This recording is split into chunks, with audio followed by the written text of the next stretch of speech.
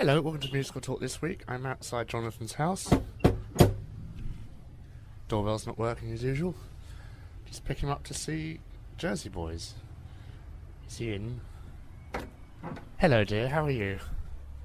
I'm not replying to that. Who's this to? This is Musical Talk, the UK's independent musical theatre podcast.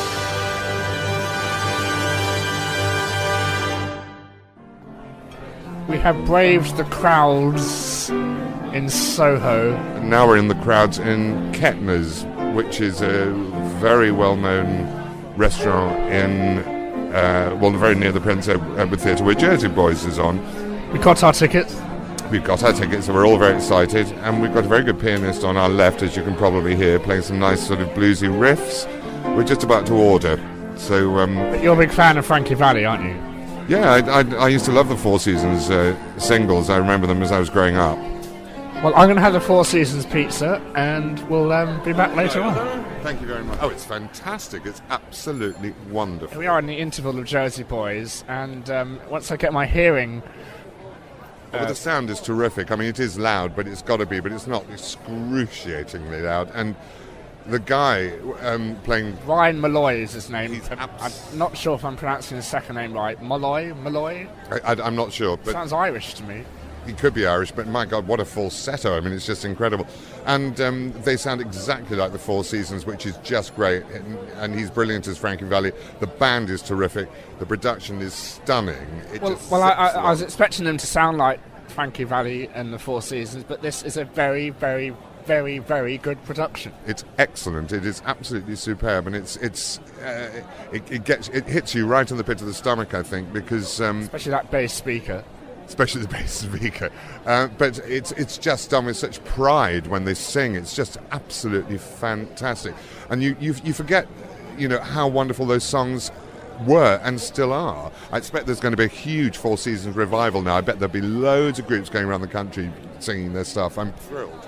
Well, we had the revival, not the revival, the sort of how popular they are nowadays in the opening, when you had a Parisian rap version of yes. Oh What a Night, which Tim would have loved. Yes, but I mean, I imagine we're going to get a wonderful version of that towards the end. Of course, we've got things like Let's Hang On to What We've Got, all those brilliant songs coming up in the second half as well. It's just great. It's interesting how the music in the first 10 or 20 minutes was very 1958, sort of chord 1, chord 6, chord 4, chord 5. Well, yes, and of course, then Bob Gaudio manages to do something extraordinary with it, just ring the changes slightly, and it all sounds fresh and new. It still does. I mean, we have sort of songs that even though we're set in 65, 60, well, when was the British Revolution? About 1964. Yeah, so we're in the mid-60s now, but you still have songs that sound like they could be sort of like an R&B hit in 1987 or something. Well, I mean, I think people have done covers of them and added sort of hip-hop tracks to them and all that. But when he sings, what's that beautiful song, as you, Nick, said, has got some almost 70s harmonies in. I can't think, My Eyes Adored You. But that's still 60s, we're still there. We just got, in fact, in the first half to the British invasion. And we have a sort of cliffhanger, if you want to call it that, when we're now...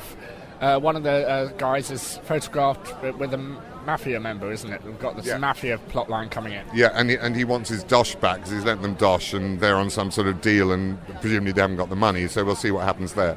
The star of this show, I think, technically, is the drum kit.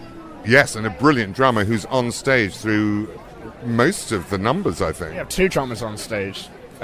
What the show has is this drum kit, which sort of glides seamlessly all over the stage, goes backwards, forwards. I think it's and up and down. I think it's a house replacement to Mary Poppins. The sound is phenomenally good, I have to say, all the way through, and I don't know how they're doing that. I don't know if some of it's clip track or not. It doesn't seem to be, but I think it must be in places. I'm interested to know if they're playing their own instruments. It doesn't look like it to me from the guitarist's point of view.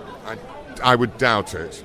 I would doubt that very much. But I'm looking up, and occasionally we both are looking up to see the monitor screen. We're not nerds at all. No, quite. With the musical director there, who's playing keyboards and conducting them at times. It's just great. You know a bit more than the Four Seasons than I do. Does it get quite seedy, their story? I don't think it does. I think they would have been re-released on CD. No, does it get CD as in, do we have any, just dropped my program. Dropped his program. Do we have any breakups in the band, any arguments, any that were made public? No, but they were called the Four Seasons, and much later on they became known as Frankie Valli and the Four Seasons, so I'm wondering how that comes about, because there's one of the guys in the group, I can't remember his name, it's the sort of self-appointed leader of them, so I think that might cause a few jealousies and a few upsets, so I'm looking forward to that bit. A very strong cast, incredible staging, and much better staging than I thought it would be, and we have this sort of Andy Warhol-esque pop art projections that come down, which Tim would love. Yes, and we even get Ed Sullivan, who was the person on TV who introduced all the groups, and all the British groups went over there, and we see bits of him as well. And there are lots of steel girders and things around the, you know. We have to say the Ed Sullivan footage is blended in with live footage from the stage, which is very innovative, I think. Yes, and yes, you get the audience actually in the Ed Sullivan show, so you see all these 60s hairstyles and things, and girls screaming. Well, looking at this audience, and maybe some of this audience, actually. Well, I mean, everybody here is a certain age, including myself. Nick's a bit young. I think the combined audience must be at least 20 billion, I think, of the age of the audience. But the great thing is, it's nostalgia, but it's not necessarily nostalgia, because I think anybody younger, you know, who doesn't know the Four Seasons is going to just get such a kick out of this show. Well, we do have to say this show isn't suitable for sort of very young children. There is some very strong language in the show and adult themes. No, but I think for people over sort of 14, it would be absolutely perfect. I mean, me? Yes. Well, are you over 14, Nick? I don't know. Well, thank you very much for listening, and we'll be back. I'm sounding like Frankie Valli now. And we'll have some audience opinions then. Yeah. We're here with some audience members. Hello, your name is? Jean Kelly. Hello. No, sorry. No, this is Jean Kelly. Hello, Give us a tap dance. Jean Kelly. And are you enjoying the show? Absolutely fabulous. Absolutely marvellous. I was there when the Four Seasons were around, and everybody was there, and it's absolutely brilliant. Me and my friends have thoroughly enjoyed it. It's fabulous. It's brought so many memories back to songs, you know, when you were there doing it. And, you know, we were younger then.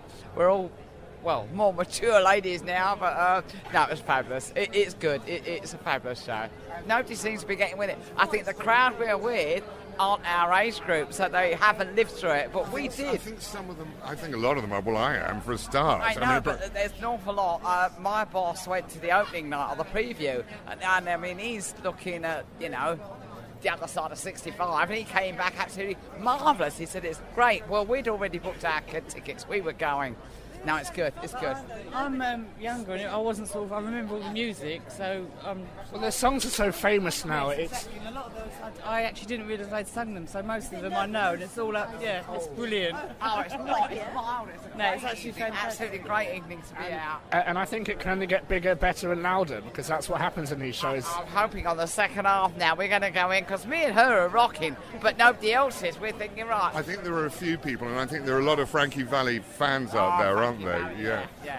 The thing is that whoever remembers the other names, it's not really a point, but the fact is Jean Kelly and I are the only ones in ours that everybody else is static. We compared this to Queen. We will rock you. Oh my God. We sat there for the first half, and the second half it just ripped. I mean, it just went wild. Everybody got up and everybody slapped. Let's it's the second half, let's just do it now. You know, we're so reserved. Kathy, who is younger than us by at least 10 years. 10 years. I love it as well, and I'm hoping at the end of it they do it at the Queen where everyone can get up and they play all the songs. Well, I don't want to disappoint you, but I've heard there isn't a mega mix at the end. It stays the whole story. No, not with us, it won't. Well, we're getting there, it won't. I'm going for this. And also, it hits you in the pit of your stomach, doesn't it? I mean, it's just such an amazing sound. Well, as I say, we were there at the beginning, and, you know, it takes you back. Your life, you remember, a song always takes you back. Yeah. Where you were, what you did, who you were with. Absolutely. And, you know, music, if you love music, you can think, I was with this guy, or I was there, I was in this club, or I was in this bar. It just takes you back. and listening to this music, her and I absolutely, oh my God, do you remember this? It was like, it's fabulous. So far, it's fabulous. The journey inside is exciting. That's all I can say, really. It's fantastic. Because you're only 23 or something. Oh, well, he didn't know. Are you He's getting too it? young. Well, I was raised on oldies, so I know a lot of these songs. But like you, we were there. I didn't know that so many of them were Frankie Valli songs. I was a real Beatles fan, and 2 minutes. Bell's going to go. Very quickly, they talk about the British invasion, which, of course, we all remember. The Beatles, the Stones, Exactly. Dusty. Yeah. We all lived diverse, are we not? lived through it all. Brilliant. I'm Oh, so well, thank excited. you. I can't Thank you wait very to go much. home. So anyway, I'm going home. Yes, Probably think the bus is my going to go. neighbour's going to be so sad. through. Yeah, so Wonderful, wonderful show there. Great. Wonderful show. It's over. It is over, and we're standing outside. As you heard, amongst the rickshaws and the jingle bells. And Jonathan's playing with his mobile phone. I'm just turning it on. But what a great show. Absolutely fantastic. And it really is spectacular. And the only thing is I would have liked to have heard more of the songs, because they don't tend to do them in whole. But I think that's all right. Had a very long stretch in the second act without any music, didn't we? Yes, what was going on there? Exactly. Yeah, that might have been a longueurs, as they call it, possibly. I did think, get on with it. I think it was the scene when they were talking about... Yes, quite. But there was an awful lot about contracts and things and problems there, weren't there? the music business and things. Yes, It's very... which was moderately interesting, but really it's the songs, isn't it? That's the thing with all these shows, you know, I mean, the good thing about the Buddy Holly story, for example, is there is a rock concert at the end of the 20 minutes of the show, and you don't really get that here tonight, as I said in the interval. No, we just got... we got Oh What a Night, which was right at the end, wasn't it? The curtain, everybody was on their feet by that point. But not one of their biggest songs at the very end to end the show. Who Loves You? Who Loves You? Who Loves You, Pretty Baby? Yes, it was a big hit. That Yeah. was a big hit.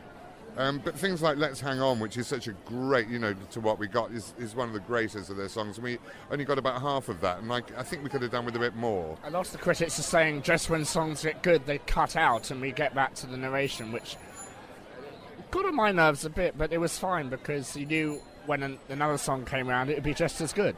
And also, there was a very good piece at the end where each of the four seasons talked about what they were doing now and then left the stage and then came on for a grand reunion when they're inducted into the hall. The denouement, if you will. The denouement. It's great. I mean, it's just a great evening out. And you said you're going to see it again. Yeah, I thought I might take my sister to see it because she was a huge fan, so, I probably will see it again, yeah, because the music's so great and the performances are staggering. Great choreography, terrific. Audience up on their feet dancing for the fun. By the end they were. Even you, Jonathan. I wasn't dancing, I'm standing up. You're waving around. At least I was able to stand up. I don't think tonight was probably the greatest audience that they've ever had, I have a feeling. I mean, they were very appreciative, but I would think that it'll get better. Let's go again on the Saturday in about 2 months' time. If it's still playing, though. Now, do you think they still run? I think it might pick up. I'm not quite sure why, but I think it will. I just have that funny feeling with something. I think there's so many Four Seasons fans and Frankie Valli fans, and I think once word gets more out than it is at the moment, it'll be word of mouth, I think. I think it's going to be huge. Well, our word of mouth is this is a wonderful, wonderful show, and very well staged, better staged than I thought it would have been. Yeah. And what a night, as we said. Absolutely, and oh, what a joy. Oh, what a night. We're welcoming Stephen Bell, who you've heard in previous episodes. Sorry, we're in Burger King at the moment, which is why you may hear us guzzling and slurping in the background.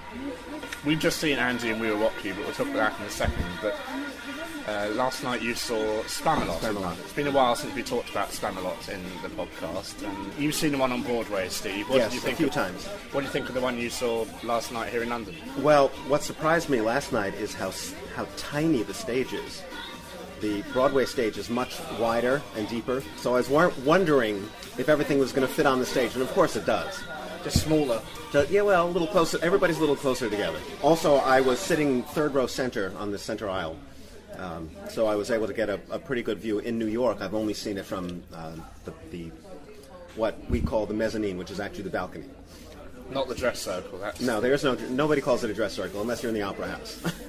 Perhaps to bite into my double whopper with cheese, so forgive me if I start making a mess of it. And who did you see in it? Alan Dale was playing King Arthur. I honestly don't remember the names of anybody else because I didn't recognize the names. The woman who played Lady of the Lake is from Sweden, Norway. She won a reality TV show to get that part? To get this part. Oh. How was her English? Her English was fine. You can understand it completely. She sang very well. There were parts of it that were different from Broadway. I had seen Sara Ramirez was the original, and she was phenomenal. Won the Tony Award for it.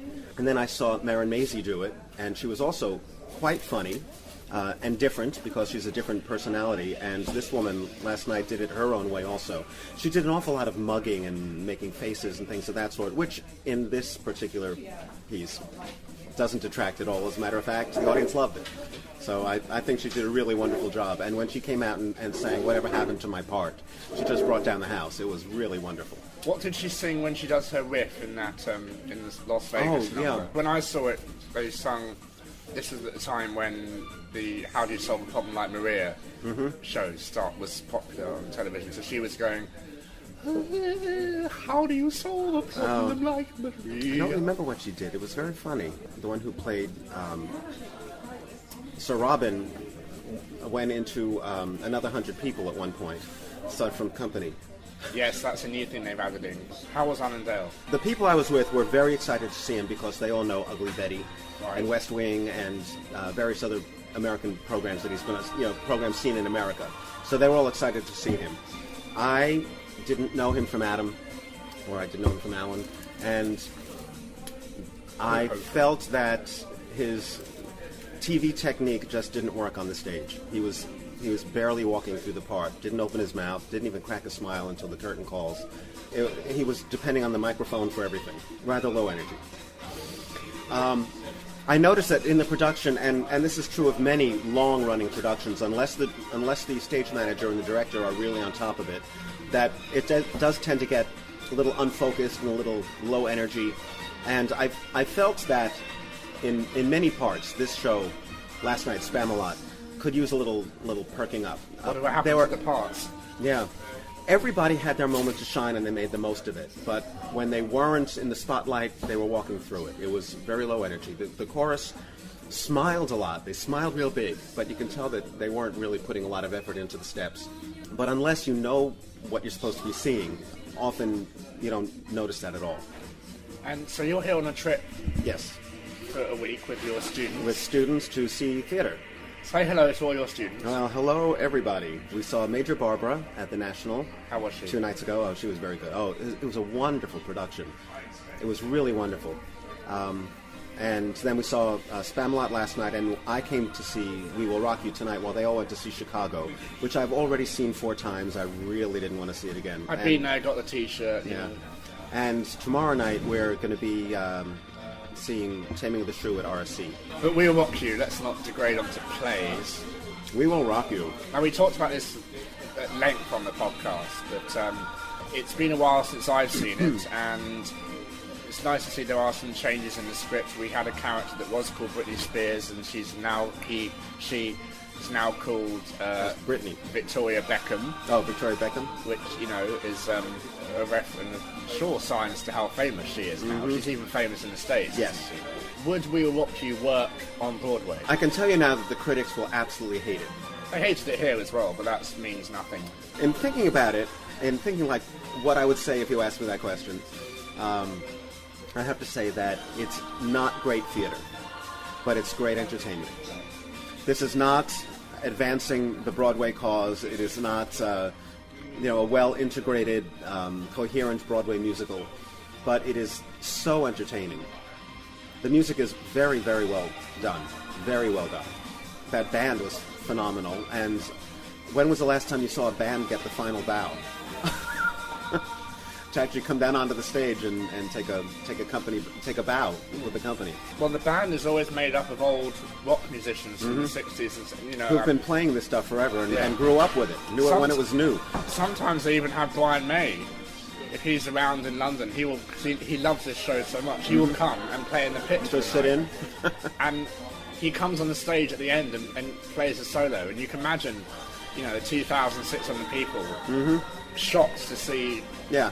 It's almost as if Freddie just came on stage, but I think they'd be a little more shocked if Freddie came on the stage. the technology is not that high yet. So I mean, that's all it is. It's a very, very enjoyable production. I think it is the most enjoyable show in London for just everyone. Because as I was saying to you earlier, it's not a show for Broadway fans. It's a show for people who want to be entertained. Right. It should be called, be called We Will Entertain You. Absolutely. But just keep in mind that it's not for people who don't like loud music. Yes, it's quite loud. I think this is the loudest show I have ever seen. Or heard. It's the brightest show I've ever heard. Yeah, it's just amazing. The characters annoy you at all? Because I find them a bit grating now after many times I've seen the show. They didn't annoy me other than some of the book scenes, especially at the beginning of the second act before things got rolling again, were just a little too long. At that point, nobody cared about the exposition. We knew that the two of them were going to get together. Just do it already and let's move on. In the first act, I was really trying to follow the story and make sense of it and justify it. And you gave up. Just absolutely gave up. There's no point. There were just so many inconsistencies and implausibilities that it just, forget it. Just go with it. Now, last night you saw a Spamalot. Last night I was at the opening night for Gone with the Wind. Gone with the Wind. Now, you must have a couple of questions about this for me. Well, one of the things is I understand that it's specifically not based on the movie, that it's based more on the novel. One of the major characters in the novel is a character named Archie. Was Archie in this production? Ashley was in this. No, Ashley is always there. Archie worked for Scarlett. Works for in what way? As a servant. He's not black. But he was. All the servants are black. Oh, okay. And did she still only have the 3 husbands? Because she had about 5 husbands in the original novel. To be completely honest, I have no idea. It was the most confusing show I've ever seen. Not because it's bad direction. We can't say it's bad direction because it's directed by the best theatre director probably in the world at the moment. Why do restaurants have to play music? What's the point? What use does music have to man or beast in the restaurant? Sorry, I'm just going on a tangent here. What purpose does it serve? Anyway, it fills the silences. The conversation could fill the silence much happier.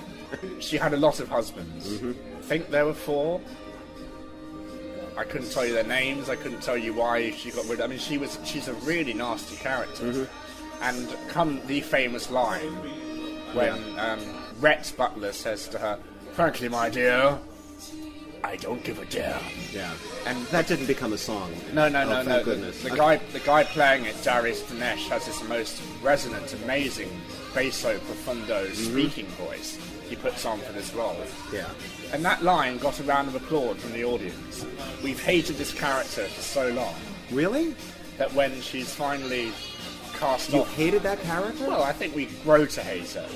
She becomes a real bitch. Oh, Scarlett you're talking about? I thought you were talking about Red. No. Sorry, Scarlett, yes. We've come to hate Scarlett so much that she was...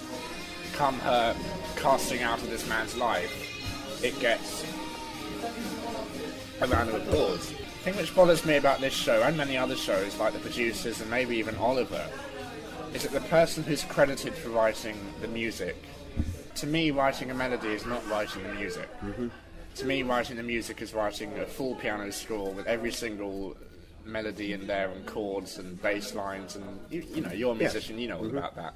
And I don't think it's right when someone else takes it all and makes it into a much... And weaves it into a score. Much better thing. And this show is 3.5 hours of continuous music. Wow. With lots and lots and lots of dialogue. It's very, very underscored. The 2 best songs in the show were from the slaves. Mammy sings one song, all the slaves sing one song. Sorry, the 3 best songs, and the 3rd best song is sung by one of the younger slaves who... It's her I Want song, where she wants to learn to read and become a teacher in the future. Well, that's certainly the acknowledgement to the 21st century, because that wouldn't have happened back then. So that's then trying to be politically correct, do you think? Interesting. The rest of the music, though it was very well sung, was forgettable, but I think it was forgettable because there was so much music. To have a memorable song, it needs to appear between two bits of dialogue with no music. Does that make sense to you? Yeah. And as it's And there was no motif for the characters, or something that kept coming back that was recognizable that you can latch onto. I mean, it's not integrated, to sort of Bernstein or Sondheim standards, but it's more. There was a harp pattern that would play, and they lots of reprises. But I enjoyed the evening. I think because I was there and everyone else was enjoying it, everyone wanted to be there. I'm not sure how it will run here. There's no way we can tell yet. The reviews were released today. 2 stars, 1 star. Yeah, it was very mixed to negative. Yeah, headlines, frankly, my dear, we don't give a damn, all that. Well, we got to expect that. Yeah. But they want to bring it to Broadway. Would have to be done in a proscenium arch stage. And I'll talk about the design in a second. I think it may do better on Broadway than it does here because it's such an American standard novel. It's also a bigger risk on Broadway because it is such a classic novel, so you're playing with fire there in a way. Well, speaking of playing with fire, do they actually burn Atlanta? Is that part of the Occurs in the middle of the second act, first act even. I thought it was very effectively done. It's very theatrical, it's very Trevor. A flag comes down, the flag of the Constitution. Of the Confederacy. Confederacy, sorry. Comes down. It's set alight by 2 people carrying torches. And then the whole set, which is very globe-like in its design, there's a sort of, it engulfs the whole audience in a round circle, if there are any other kinds of circles, with a main house in the middle that would rotate at different angles, so you had each 4 sides of the house was a different set style, but it was like the globe where you had that structure in the middle, and there was rooftops and trees all around, and posters and Negro for sale posters, original posters from the 19th century, which is very fascinating. The whole set collapsed. On purpose. Yeah. Opening night nerves. Yes, the whole set collapsed in time with the flag burning.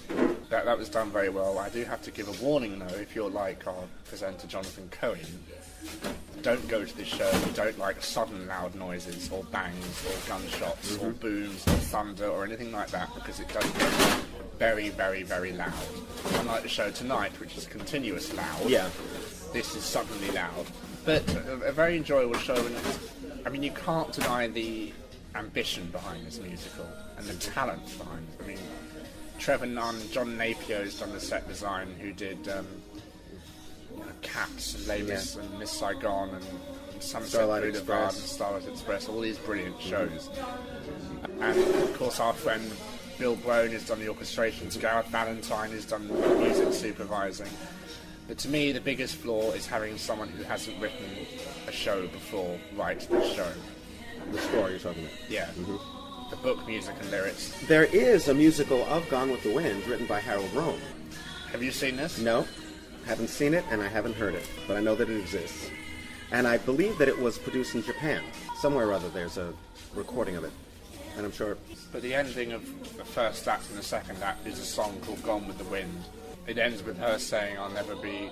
My life is gone with the wind. It needs... Scarlett O'Hara sings this song about her... Something about her life needing... This is after she's back to Tara, it's been destroyed. Yeah. Because in the movie... It's a perfect... movie has an intermission. And the first half of the movie ends with her, as God is my witness, I'll never go hungry again, which is her resolving to do whatever she needs to keep Tara. Now, you're saying that you hate this character, but in the novel and in the movie, you understand that she's doing this just to hold on to her family homestead. That everything that she's been doing, she's been marrying for money, she's been you can't play with people's emotions like that for the sake of the home. I mean, but I have no idea how important the home is to her. That's never really... the opening is very confusing in this show. It's such a vast space. I mean, it's not vast, it's barren, and there are actors everywhere, and they're scattered up in the dress circle, and they're down there, and they're all talking to each other, and you don't know where to look or where to hear, because all the sound's going from one direction, so there's no acoustic voices. Another thing which seemed a bit odd to me was characters breaking out of dialogue and going into narration. We don't need that. She said, one character will say, Scarlett walked over to the door and opened it. And that kind of stuff, really. Now, in the movie, there was narration done as what used to be like title cards that would come up, that would bridge the sections of the story, just so you know what happened. But getting specific, like she walked across to the door, that just seemed rather a bit. That's not very. It's not Trevor Nunn to me. That's an amateur. Besides, writing. in theatre, you don't tell about it; you do it. Yeah, that's what a lot of the reviews are saying. I'm really happy we have a new musical in London that is British based. Very curious to see how it survives and whether it will be Gone with the Wind. Do you know if it's going to be recorded? 10 weeks ago, they said let's do a cast recording. But who knows? They're very expensive to do nowadays, and no one's buying them anyway. But if you want any musical to have a life, you have to have a recording. The only way some of these musicals gets out there is by people picking up the CD, and they listen to it and they say, why wasn't this a big hit? This is so wonderful. And then, of course, you read the book, the script, and then you know why it didn't. Trevor Nunn has got the credit of adapting the script, and I think without him it wouldn't have happened. Is he credited as the book writer or just as adapter? Just adapter and adaptation, whatever that means. All credit to this lady Margaret Martin, who has written the book, music and lyrics. Since her biography begins, she has a degree in child behaviour from UCLA. This is her first play. What's she doing writing her first? Maybe I'm envious. That someone has mailed a script to Trevor Nunn and it's now playing in the West End 5 years later. That's not how it works. I think, like you must have known somebody. Like Lord of the Rings, this has to be a show you have to see for yourself. You have to form your own opinion. Lord of the Rings is a very long play that has music. This is actually written as a musical. That the music advances the plot and there's exposition through the music and things of that sort. Yeah. Some songs weren't needed, and there are moments where songs were needed. Someone is singing on their deathbed. It may work in opera, but it's a bit cheesy in a sort of musical theatre situation. The gospel, spiritual songs are brilliant. Absolutely fantastic. We have a gospel singer in the show called Natasha Yvette Williams, who's famous on Broadway for doing Colour Purple, and Flaherty and Aaron's show Desirose. Yes. She was in that as well, and she played Mammy. But I'm not really one to comment because I haven't seen the film or read the book, so this is my only. Well, then you're just taking it as a theatre piece. Yeah, I'm happy I haven't seen the book or the. Well, that's the problem with people coming in with too many preconceived notions. Yeah. And I enjoyed it for what it is. I have no reason to bash it because it's not something I wanted it to be. Let's see where it is in 3 months' time. Yeah. Steve, I hope you have a fantastic remainder of your trip. Thank you. And we'll have you back on the show. You're going to become a New York correspondent. I guess so.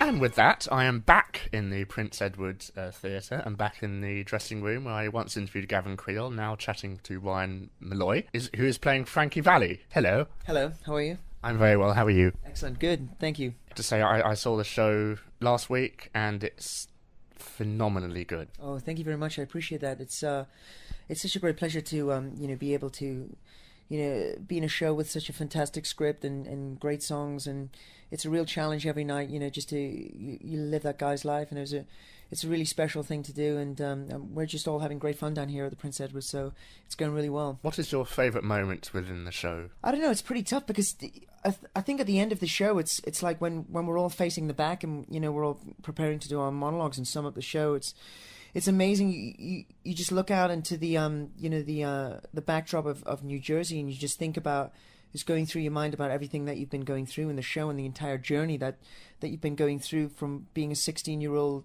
kid all the way up to like middle-aged, late early 50s. All of the things that have happened to you with. I mean, I won't spoil it by giving secrets away, but it is such a roller coaster ride, and I just think at that moment when I'm at the back and I'm just thinking about everything that's gone before and the friendships which have evolved and then broken up, and all the heartache and with the everything coming full circle. I think that point when everything comes full circle in the show is my favorite part. The denouement in the end. It is a denouement. The denouement. Fantastic. And what's most challenging? The most challenging part in the show is I don't know. I mean, I think the show as a whole again, because it's not just one separate thing. It never stops moving. You know what I mean? It's constantly. It's a very very quick show. The pace is frenetic. Everything is moving around you. You're moving with the show. There's always something going on. The entire cast are involved in bringing something on or taking it off, and it's like a roller coaster ride. And I just think the most rewarding thing in the show is to keep your focus up for the 2 hours that you're on, and afterwards you really get the benefits of that when you come off stage. This show, when I saw it, it almost has a sort of a military-like timing to the whole procedures. And it is, and I think the credit of that goes to Sergio Trujillo, who's our choreographer, and he's just a fantastically talented man, and it's brilliant to work with. And I mean, he all the transitions, from scene to scene that he puts together, that he's got going on, are so smooth and so, like you say, so military and seamless.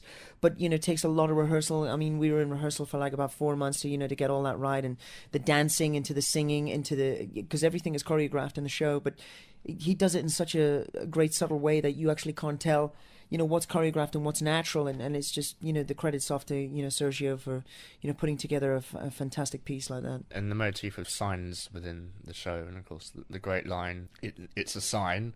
Yeah, that's my only joke in the show, which is nice. Everybody else gets like tons of jokes, and I get that one joke. But I'm grateful.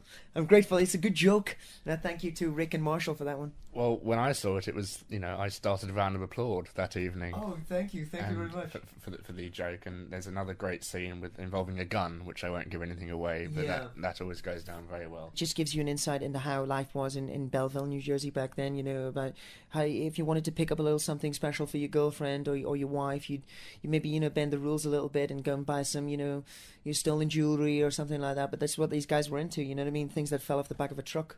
I see a guitar behind you. You're obviously a songwriter as well, and also from Frankie Goes to Hollywood fame. How different are the vocal arrangements between the original Four Seasons songs and the vocal arrangements within this show?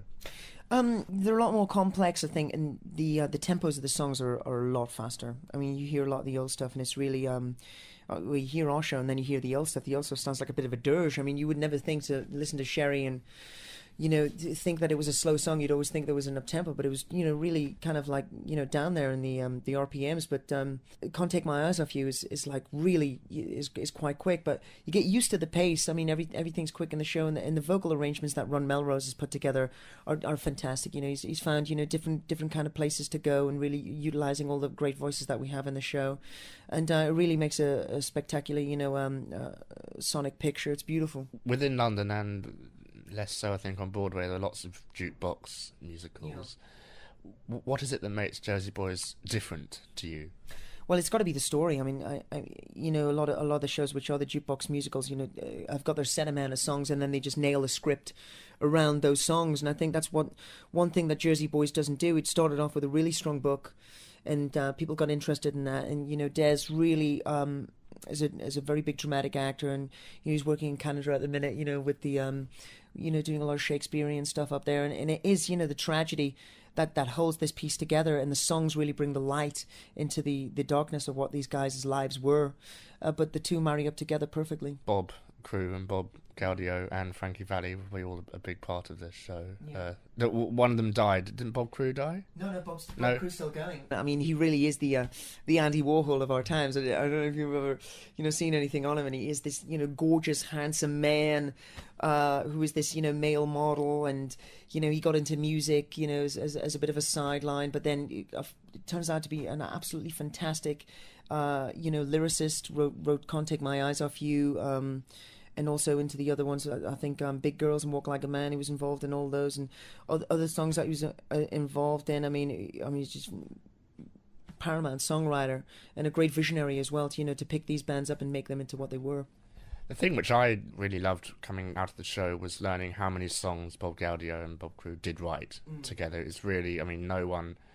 I was so surprised when it was Have you ever seen Jekyll and Hyde? No, but I've heard great things about it. I've heard the double bow. For some people, that show, it's like, if you're an actor, you go to that show not knowing any of the songs, and you think, I've heard that one before, because they just become standards outside of their story. But did you work with any of the two Bobs or Frankie Valli for this role? Yeah, I did. I worked a lot with Bob Gaudio in Nashville, Tennessee. I went down there for a week in December of last year, and we just focused on singing the songs through, messing around with tones and different emotions that went into the songs. And he gave me a great back history and also told me some fantastic anecdotes about the time on the road. And it was brilliant when I was down there. You really got the feel that you were in that band, and there were times when I actually thought I was Frankie Valli. So it was great, just the way Bob was speaking to me and asking me to do things, and the harmonies that he was firing at me. He couldn't have got closer to the truth. So it was pretty wild. It was a great time. And you're a songwriter yourself? Yeah, I'm a songwriter. I've been a songwriter. Well, it's basically where I started out. I went to Los Angeles when I used to live in Newcastle, and I went over there to become an actor and got involved in music and started singing around the clubs of South Central LA and got a record deal over there and was brought back to London, and I had my deal, which I was a singer-songwriter, and I've always been involved in that, and I've got my I've just finished. The finishing touches are going down to my album, which is going to be available on my website. So, and we're going to do a little deal with iTunes, and it's going to be great. Maybe I'll get some of that success of the Four Seasons will rub off on me. You've actually, hit the nail on the head there. My question was, now you've obviously studied this music and the vocal style of Gaudio and crew and Valli. Are you influenced by their style now for any more future writing projects? I definitely think it'll, something which is absorbed into me, and hopefully it'll come out in a very creative way, i.e. hit single way. And that'd be quite nice to write it like I Can't Take My Eyes Off You or Sherry or something like that. I mean, you can dream about those things and pray that they happen, and it's something I've been trying to do all my life, and you never know when the time is right. But in the piece it says, "This is your time." Bob says that to Frankie, and it's a good time for me right now, and everything's really going well with the acting and the singing. So it would be nice to go full circle with that and get a single out there, get a record out there, and really make it work and watch the people embrace that. It'd be a great thrill. I have heard rumours somewhere along the line that they're talking about a movie of Jersey Boys. Yeah, I think they'll be doing the movie in the next 2 to 3 years. And Steven Spielberg is involved. I think he's bought the rights to the movie, but it's all open. Who's going to play the roles and who's going to direct it, and who's going to sing it. And but I don't know. It'll be a fantastic movie. I'm sure whatever happens. You could be in it, I think. I mean, because you sound very Italian American. Maybe that's because you've been doing the accent every night, or I mean, you were born in England in Newcastle. You said, yeah. So born Geordie, and then you went to UCLA. Yeah. And honours in drama. Yeah. Congratulations. So you sort of adopted the American accent, and now you're back home.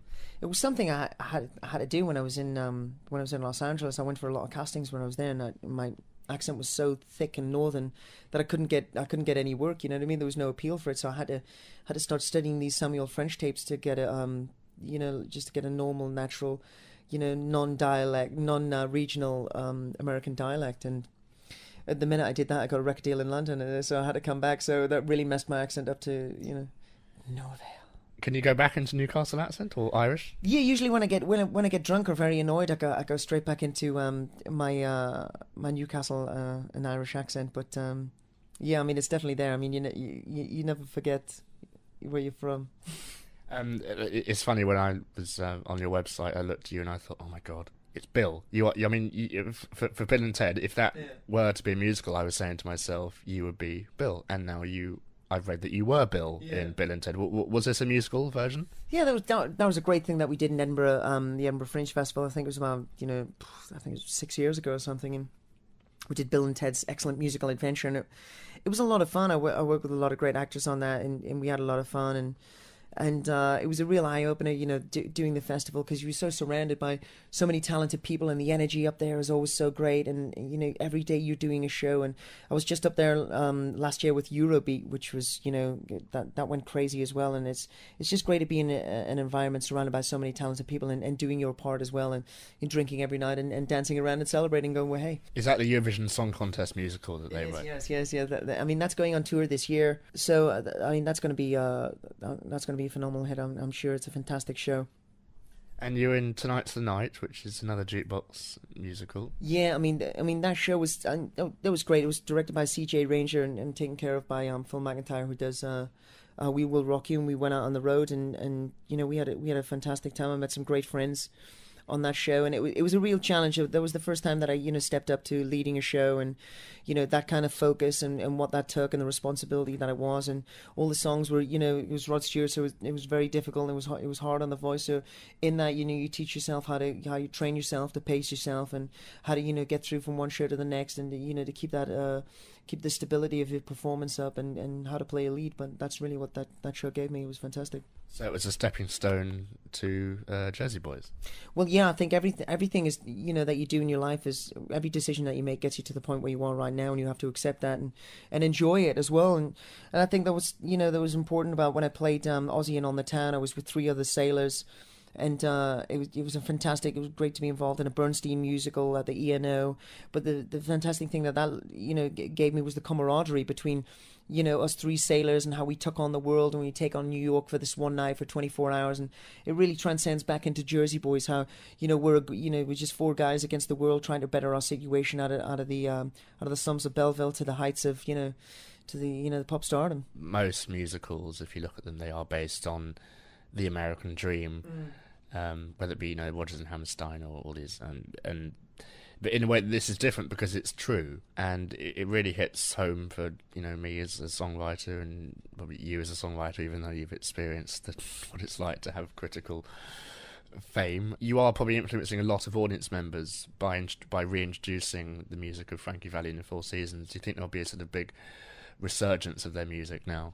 I think there is a big knock on, especially when a lot of like mothers bring their children to see this, and the children are like 16, 18 years old, and they kind of get dragged down, and they come and see it, and then all of a sudden they find out a whole new chapter on music that they never knew before, and by the second act we've become their new favorite band. It's like we become a real band, and it's just like it's theirs, and they go through within the short space of the show, which is like a 2-hour space. They go through an entire life, so they have everything within that small space, and it's a great feeling. And when I saw the show in New York, that was one of the things I realized, that the audience was 26, 24, all the way up to like 65, 70, and it's the range of how many people that the story touches and that the music gets to is phenomenal. The powerful effect of their music is represented in the opening number, where we skip the 60s and 50s music and go straight into hip hop with a sort of a European Eurobeat version of Oh What a Night, and that really represents how influential this group were. It is. It's the juice galore, baby, juice galore. It's a lot of fun. The TJ really goes for that in the old French accent there, and rocks the house, and it takes a lot of people by surprise. They actually think they've come to see the wrong show or something. And apparently there was a lot of people in New York that just got up and walked out and didn't really realize what was going on. But then it's great how it transcends into silhouettes with the vision of the 3 guys coming forward, and Tommy DeVito, Nick Massey, and Nick DeVito, how they come out of the shadows, and it's just a great moment in theater. It's one of my favorite moments. Is the Joe Pesci story true? It is true, and they were the fact of the matter, it's even truer than it is. They were in a jazz band together, Bob and Joe, and Joe was playing the bass, and he was a really good friend of Frankie Valli's, and they all lived in a really close, estate on the neighborhood, and yeah, it was right there. I mean, all these guys have been friends forever, and Frank Sinatra lived down the road in Hoboken, and he got out of there, and he really inspired those guys. I mean, the Italian immigrants, and they were all clumped together in this little place in New Jersey, and relationships just formed, and it was fantastic. I mean, I really want to hear Joe Pesci's bass playing. I heard he's a whiz. What hits home also is for British audiences is the mention of the British Revolution, and how they even overcame that. I think that was one of the big things when all the British acts went over there, when like the Beatles and the Stones and everything else. A lot of that music in America really faded away. They really didn't have the legs to stand all this fantastic songwriting that was coming over, Lennon, McCartney and stuff like that, and Richards and Jagger. But I mean, they were the only band really that got through it all, and they did have a good go at them. You know, wrote songs like Dawn through that time, and it was like, I mean, for them to stand the test of that moment in time is absolutely a fantastic testament to their songwriting and performance abilities. One visual element of the show I love is the screens that come down, especially when you have the Ed Sullivan footage. I think that works incredibly well, and you have the sort of live cameras on the filming you, and then you have it's blended in with footage, I guess, of the original Ed Sullivan show. How is it for you? Sort of, is there a screen in the wings that you look at and you see yourself, or no? You never see yourself. I mean, that's what's great. When you walk on stage, you are basically in that TV studio, and you're back in that time, and it's, you know, every time we go on and do that, it's very exciting because it is live. You know what I mean? Everything that you see is live. All the cameras, all the shots, and so everybody that's involved is involved in like a live musical moment. You know, it's great that they didn't record any of that, and it is that kind of has that vibrance to it, and it's a great moment. In the rare opportunities that the audience get to applaud, they went on for absolutely ages. And I remember you and the guys just standing there and winking at the audience and sort of really, really enjoying that moment. It must be wonderful. It's a great section of the show because the audience have waited so long to hear, you know, a Four Seasons song, and the first one they do hear after 40 minutes is Sherry.